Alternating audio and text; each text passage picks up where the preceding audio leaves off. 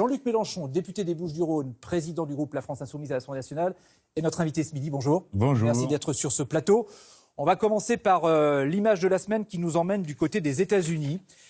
Donald Trump, le président américain, revendique une guerre commerciale avec l'Europe sur l'acier et l'aluminium. Est-ce que ça vous inquiète ? Ah ouais. Alors d'abord, j'essaye de comprendre. Clairement, le libre-échange a été trop loin. Dans les années 80, c'était 50% positif, 50% négatif. Là, on est à 70% négatif. Et avec les prochains accords, ça va être 100% négatif, surtout sur le plan écologique et social. Vous avez compris, le libre-échange, c'est la prime à celui qui paye le moins ses ouvriers et qui s'allie tout sans payer. Donc vous seriez pour plus de protectionnisme ? Moi, je suis pour le protectionnisme solidaire. C'est-à-dire qu'au lieu de faire... Ça, c'est le contraire du protectionnisme que je défends, ce que fait Trump. C'est-à-dire tout d'un coup... Alors, vous allez voir, c'est pas le dernier. Quelqu'un dit ça c'est fini, toc, les droits de douane ici, c'est-à-dire ça déclenche une guerre commerciale que personne ne contrôle. Vous reprenez ce mot de guerre commerciale ? Oui, une guerre commerciale, bien sûr, et absurde, parce que des guerres commerciales aux guerres tout court, ça va vite. L'histoire l'a montré. Par contre, le protectionnisme solidaire, ça veut dire que oui, on fait du protectionnisme. L'idée, c'est de relocaliser tout ce qu'on peut relocaliser. Écologiquement, c'est ce qu'il y a de mieux. Mais solidaire, c'est-à-dire qu'on discute. C'est pas tout d'un coup, l'un décide qu'il bloque tout et qu'il déclenche de la violence. Par exemple, qu'est-ce qu'on devrait faire en Europe en termes de protectionnisme solidaire ? Dans quel domaine, par exemple ? Par exemple, on pourrait mettre des taxes sociales et écologiques sur tous les produits qui rentrent en Europe pour augmenter leurs tarifs. Tous les produits ? Oui. Tous ceux qui sont produits dans des conditions écologiquement insupportables ou socialement inacceptables devraient être taxés de manière à ce que l'Europe puisse être une frontière réelle pour ces marchandises. Jean-Luc Mélenchon, est-ce que Donald Trump n'est pas en train de devenir le maître du monde ? Je dis ça parce que le président nord-coréen, Kim Jong-un, a dit d'accord pour le rencontrer. On va parler éventuellement de désarmement nucléaire. C'est une bonne chose. Ah oui, non mais déjà, oui, c'est une bonne chose. Il vaut mieux parler que la guerre. Alors, de ce point de vue, c'est bien. Et c'est un bon point pour Donald Trump. On va voir, tous ces gens-là sont bien énervés. Et les États-Unis d'Amérique sont une puissance agressive, dominatrice, violente. Vous savez, sur les 229 années de ce pays, il y en a 222 en guerre. Cela dit, la Corée du Nord, c'est pas tellement non plus très tendre. C'est clair que c'est pas un modèle qu'on pourra proposer où que ce soit. Et puis, ils se sont armés avec des armes nucléaires.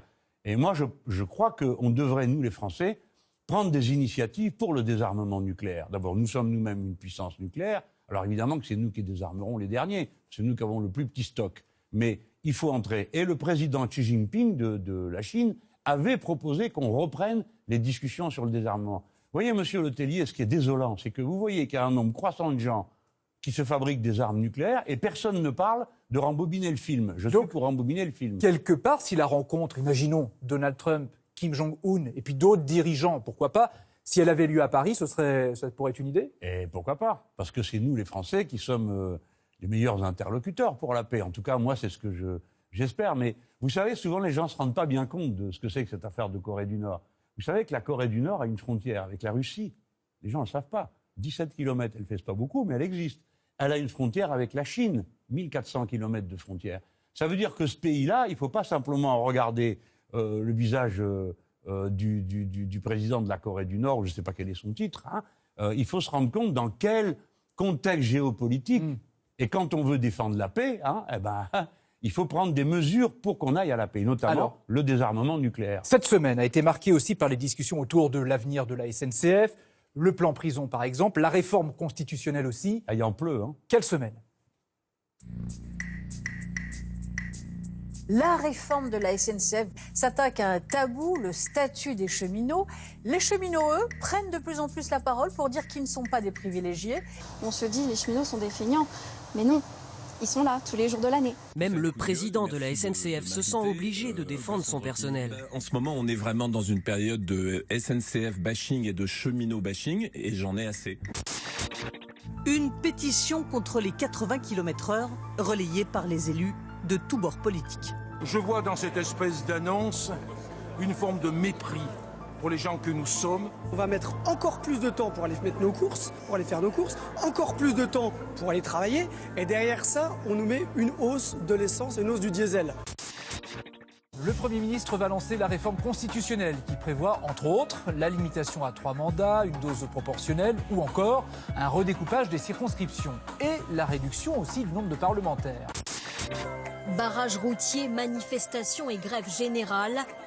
3 semaines que l'île de Mayotte crie sa colère. Pourquoi la France nous abandonne, nous les Mahorais ?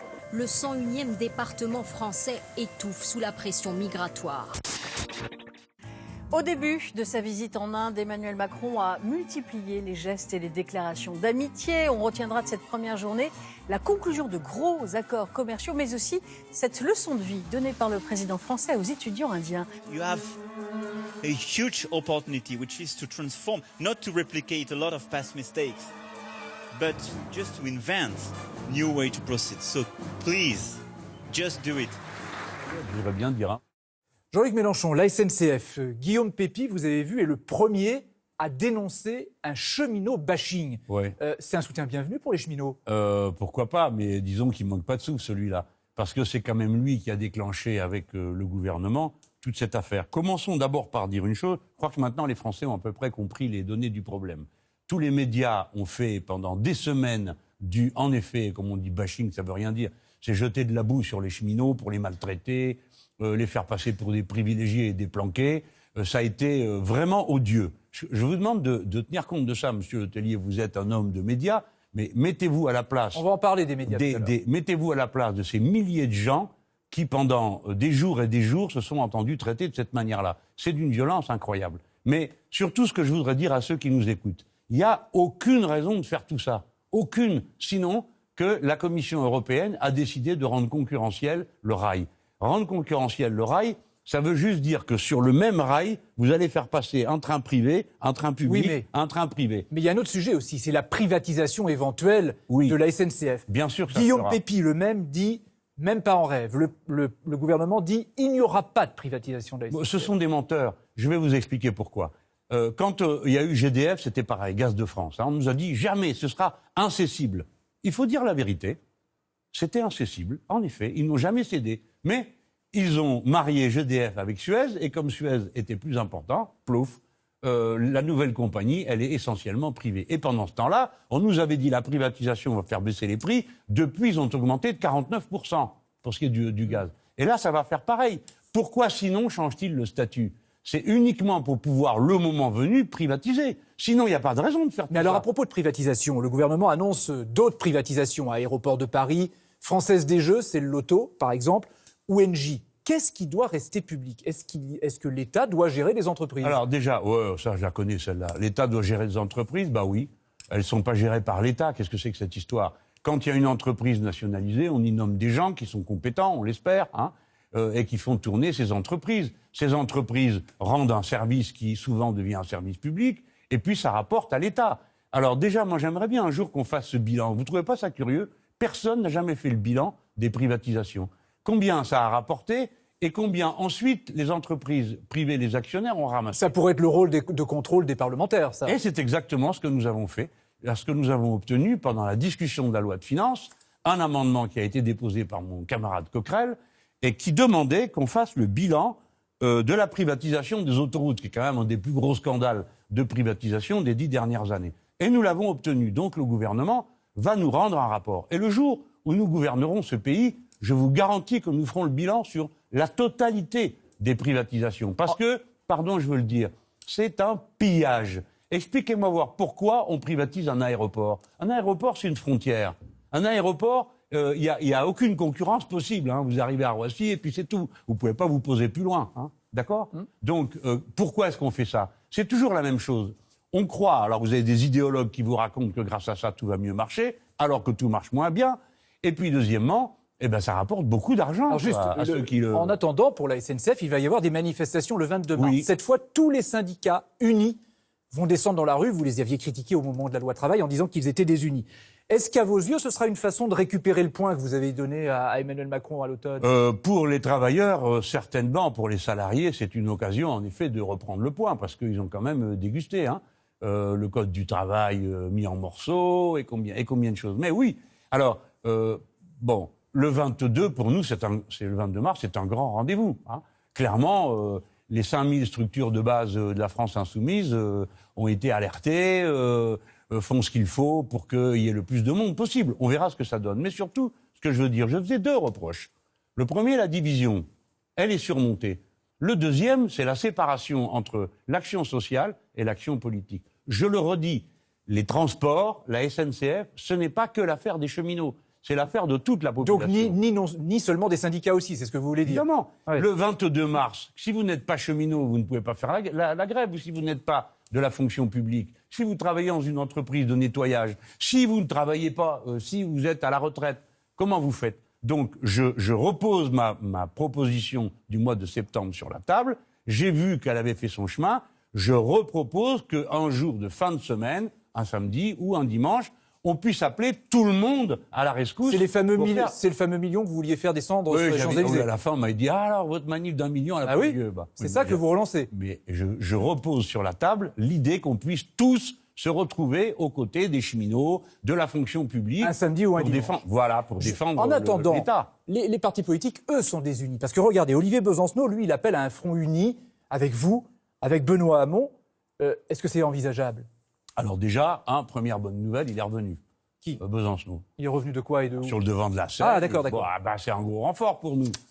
Ça sous-estime pas, ça. Bon, bref. Premièrement. Deuxièmement, il fait une proposition qui change du tout au tout la ligne qu'il avait suivie jusque-là. Vous vous rappelez peut-être qu'il voulait, à l'époque, et ni le front de gauche, ni rien, pas question. Là, maintenant, il fait une proposition. Mais je lui dis, moi, je ne suis pas d'accord avec les fronts de sigles, la soupe aux sigles. Hein. Alors on met tous nos sigles et puis on pense que miraculeusement ça va faire venir les gens dans le combat. Mais dans ce qu'il dit, je veux faire un pas, parce que pour une fois que quelqu'un fait quelque chose de positif dans ma direction, je ne vais pas le laisser... Je dis à Olivier Besancenot et à tous les autres, laissez tomber ces histoires de front. Ce dont nous avons besoin, c'est de combats communs. Donc là, on pourrait dire, et puis sans embrouiller avec les sigles politiques. Mais Concrètement, nous pourrions faire le rail en commun. D'accord? Donc, on se réunirait, on organiserait l'action, en dehors des syndicats, bien sûr, c'est-à-dire dans la population non cheminote et non fonction publique, et on engagerait, comme on fait pour les caisses de grève, pour aider les cheminots. Mais est-ce que Benoît Hamon, il est le bienvenu dans cette histoire? Quand c'est un combat commun, pourquoi pas? Si c'est un front où on va mettre nos sigles, ça n'a pas de sens. D'ailleurs, à qui ça s'arrête où? Le Parti socialiste, qu'est-ce qu'on en fait là-dedans? Bon, je comprends qu'on a le plus grand mal à savoir ce qu'on peut en faire. Justement. Lui-même ne sait pas ce qu'il veut. Mais il y en a plein d'autres aussi. Justement. Dont on ne sait pas ce Jean-Luc Mélenchon, on va accueillir Éric Acquemant, journaliste politique à Paris Match, parce qu'il va vous en parler aussi du Parti socialiste. Allons-y. Bonjour Éric. Bonjour Francis. Bonjour Jean-Luc Mélenchon.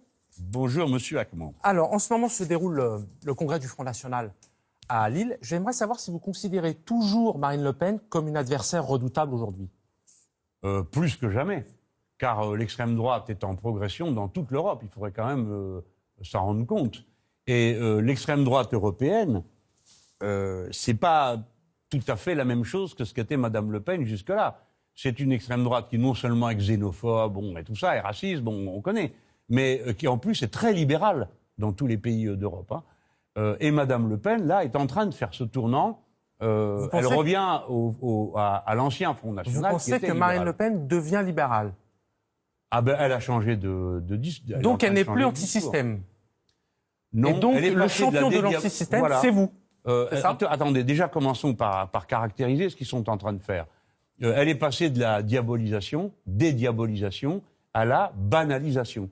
Elle rêve d'être un parti comme les autres. Très bien. C'est-à-dire les supplétifs comme en Italie, la Ligue du Nord, tout ça, qui sont des organisations d'extrême droite, qui viennent faire à la fin des gouvernements communs avec la droite. Donc dorénavant, quand on vote pour Le Pen, on finit par avoir en quelque sorte un petit ticket d'entrée chez Wauquiez. J'aimerais vous parler du Parti socialiste, parce que cette semaine, les militants vont choisir leur nouveau représentant. Est-ce que vous considérez qu'ils sont tous à mettre finalement dans le même sac et quel que soit le candidat, il n'y a plus rien à attendre du Parti socialiste? Ce serait trop brutal. D'abord, je suis ce congrès avec intérêt. J'ai regardé le débat,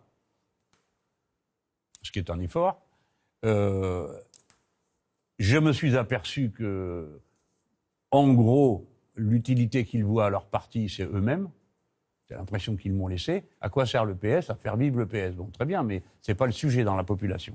Et je les vois, peut-être vont-ils clarifier leur position. Je vous demande de bien comprendre que chaque fois qu'on me parle de faire des fronts avec Pierre-Paul ou Jacques, à chaque fois, j'aimerais bien savoir ce que ces gens-là pensent. Mais sur les 4, il y en a un qui a votre priorité, votre préférence? Si je fais ça, je lui rends un tel mauvais service qu'il vaut mieux que j'évite. Non mais attendez, est-ce qu'ils vont être dans l'opposition ou est-ce qu'ils vont être entre les deux? Parce que je voudrais rappeler qu'au vote de confiance, qui est quand même l'acte de base au Parlement du rapport au gouvernement, 3 ont voté contre la confiance, 5 ont voté pour, et tous les autres sont abstenus. Donc vous attendez de voir. Alors, maintenant, sans non, mais c'est qui ces gens-là? Ils sont dans l'opposition, dans la majorité? C'est la question. Attendez, j'ai pas fini. Je vais vous dire un mot. Même quand ils sont dans l'opposition, on a vu M. Dussopt passer des heures à lire des discours contre le gouvernement.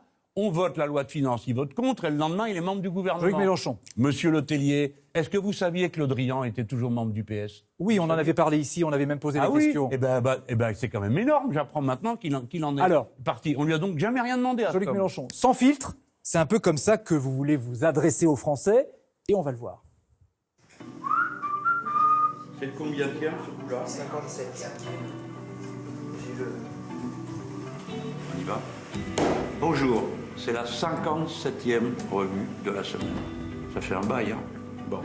Allez, on traîne pas. Générique. J'ai la chance d'être un homme politique qui n'a pas besoin d'autres médias que les siens pour s'exprimer. Au point d'ailleurs que j'envisage de me passer de tous les autres. Les techniques de communication, ça m'intéresse. J'ai fait le 3615 quand il y a eu le Minitel. J'avais un site. J'ai fait une télé dans une cage d'escalier. J'ai fait un gratuit du département de l'Essonne qui a été un gros succès. L'hologramme, c'était... oui, là, c'était quand même... c'était culotté, ça. Alors, où suis-je? Et maintenant, à Paris. Les gens ont raconté des tas de choses. Après, j'ai lu que je me remettais pas d'avoir perdu et tout. Mais pas du tout, ils ne comprennent pas si on était arrivé... Alors, il y a beaucoup de si, hein. Arrivé au deuxième tour, et si on avait gagné, ce que je pense que le camp du fric se serait mobilisé déjà quand on voit ce qu'ils m'ont mis pendant les 15 derniers jours. Qu'est-ce que ça aurait été entre les deux tours? Mais un jour, ils vont perdre. Et ce jour s'approche. Alors, j'en sais rien si c'est nécessaire. Tu sais, c'est la mise en scène du dialogue. Parce qu'il faut que ce gouvernement donne l'impression de dialoguer. C'est plus dur que moi, toi. Hein? Bonsoir. On n'est pas une bande de copains, hein. Nous sommes des opposants, ils sont au pouvoir, ce qu'ils font est très mauvais, et nous on s'y oppose. Mais cependant, il y a une certaine décontraction qui facilite l'échange et fait baisser le niveau de la tension qui existe naturellement, parce que nous sommes contre tous leurs trucs. Donc vous diriez, comme après votre rencontre avec Emmanuel Macron, on peut discuter avec Édouard Philippe? Oh, peut-être. Non. Il est moins carré que l'autre, hein. Il est plus sinueux, hein, mais c'est peut-être des apparences. Hein. Bonsoir. On va parler de tout ça, Jean-Luc Mélenchon. Mais d'abord, sur les médias. Il y a une phrase que vous avez écrite sur votre blog. La haine des médias et de ceux qui les animent est juste et saine. Les syndicats de journalistes dénoncent ces propos en disant on peut critiquer les médias, mais pas la haine. Est-ce qu'aujourd'hui, vous dites que vous regrettez ces propos? Est-ce que vous les êtes... Et je vous invite à rentrer en vous-même et à réfléchir. D'abord sur cette manie, sur un texte de 32 000 signes, de sortir une phrase parce qu'elle vous arrange, parce qu'il y a un mot qui permet de me flétrir. Il y a le mot haine. Écoutez-moi, la haine, des fois, c'est ce qui vous permet de ne pas laisser l'acide passer sous l'armure. Parce que nous avons subi des mois de bashing, hein, de déversement de boue contre les nôtres. Je parle des salariés, je parle des syndicalistes, je parle de... C'est sans arrêt, sans arrêt, sans arrêt. Donc vous gardez ce mot... Attendez, j'ai pas fini. Le rejet du parti... Monsieur Mélenchon, pardon. Le rejet du parti médiatique, c'est quelque chose qui vous rapproche d'autres personnalités politiques, Laurent Wauquiez et Marine Le Pen, compte tenu de votre engagement. Est-ce que c'est pas un petit peu étonnant? Écoutez, c'est vous qui devriez vous poser la question de savoir pourquoi 3 responsables politiques qui représentent au total peut-être les 3/5 des électeurs de ce pays en viennent à dire que c'est une vie insupportable. Pour le coup, il y a 9 milliardaires possèdent 90% des médias. Et sans qu'il y ait besoin de passer un coup de téléphone à un journaliste, le règne de l'autocensure existe partout. Je connais de l'intérieur les rédactions, parce que dans toutes les rédactions, il y a des insoumis. D'accord ? Alors, je reviens sur ce que je disais. Premièrement, les salariés, les syndicalistes, les gens qui défendent nos thèses ou dont nous défendons les thèses sont traités d'une manière indigne. Et deuxièmement, nous, les insoumis, nous avons été soumis depuis septembre, toutes les semaines, chaque semaine, à un incident, un événement, quelque chose destiné à nous flétrir. Et ça crée de la haine chez vous. Vous savez, je n'aime pas la haine par orgueil. Pourquoi ? La haine, c'est l'ennemi qui prend pied en vous. Mais des fois, c'est la seule protection que vous avez. Il faut que vous puissiez détester pour ne pas que le miroir fonctionne. Vous détestez qui ? Les médias, les journalistes, vous détestez qui ? Mais écoutez, mon cher, vous avez qu'à me lire. Je ne déteste personne. Juste une dernière question. Non, attendez, je ne déteste personne. J'ai expliqué ce qu'est le système médiatique. C'est la deuxième peau du système. Il y a un parti médiatique qui, d'un bout à l'autre de la chaîne, répète les mêmes choses. Mais c'est pas vrai pour tous les journaux. J'ai une vive sympathie pour l'humanité. Je lis La Croix avec beaucoup de plaisir. J'adore le monde diplomatique. Je lis Politique. Juste avant de donner la parole à Éric Quatennens, et ainsi de suite. Vous regardez le média. Voilà. Est-ce que vous mettez dans la même catégorie la télévision en ligne, le média, qui est dirigé ou qui a été fondé tout seul, qui a été fondé par votre ancienne directrice de campagne? J'ai beaucoup de sympathie pour ce qu'ils font. Il n'y a pas de haine envers eux? Non, je viens de vous dire aussi qu'il n'y en a pas envers l'humanité, qu'il n'y en a pas envers le monde diplomatique. C'est vous qui faites une globalité. Parce que c'est ça votre système. C'est le corporatisme le plus noir. Quand j'attaque sur un plan les conditions sociales des journalistes qui doivent être modifiées ou la propriété des médias, moi, au pouvoir, je ferai une loi contre la concentration. Personne n'aura le droit de posséder plus un journal ou d'une radio. À ce moment-là, vous dites, vous attaquez à tous. Non, il y a un homme qui, justement, multiplie les attaques sur tous les plans. C'est Emmanuel Macron qui multiplie les réformes. Immigration, justice, etc. Il va très vite. Est-ce qu'il ne va pas trop vite, vous, l'opposant numéro 1, pour que vous puissiez le saisir? On en est tous là, hein. Ça va tellement vite, c'est une technique. C'est pour nous suffoquer. Vous-même, les journalistes, vous avez un mal de chien à suivre. Ne me racontez pas d'histoire. Nous, on a des assistants. Vous, monsieur Hackman, vous n'en avez pas. Vous, monsieur Letellier, non plus. Nous, on a des assistants et on a du mal à suivre. La question, c'est monsieur Macron. Donc, il vous suffoque.